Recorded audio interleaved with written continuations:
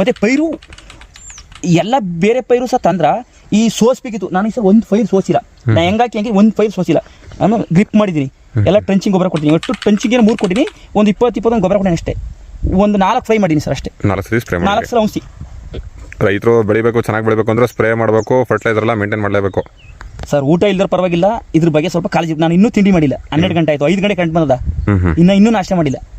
Rate ಹೊಂಟೋಯ್ತು ಬಂದ್ಬಿಟ್ಟು ಗೊಬ್ಬರ ಕೊಡದೇ ಇರೋದು, ಔಷಧಿ ಹೊಡಿದೇ ಇರೋದು. ಸರ್ ರೇಟು ನಮ್ಮ ಹಣ ಬರಲ್ಲ, ಅದು ದೇವ್ರ ಹಣ ಬರ. ಮಾಡಂತ ಮಾಡಬೇಕು ಸರ್. ಸರ್ 12 ರೂಪಾಯಿಗೆ ಲಾಸ್ ಆಗಲ್ಲ ಸರ್. ಇದು ಹೆಂಗೆ ಸರ್ ರೇಟ್ ಕಮ್ಮಿ ಆದ್ದು? ಈಗ 5,000 ಫೈರ್ ಹಾಕಿನಿ, ಒಂದು 800 ಟ್ರೈ ಹಣ್ಣು ಕುಯ್ತೀನಿ. 5,000 ಟ್ರೈಗೆ ಖಂಡಿತ ಕುಯ್ತೀನಿ. ನಾರ್ಮಲ್ ಆಗಿ 800 ಟ್ರೈ ಆರಾಮಾಗಿ ಕುಯ್ತೀನಿ. 800 ಟ್ರೈ ಆರಾಮಾಗಿ.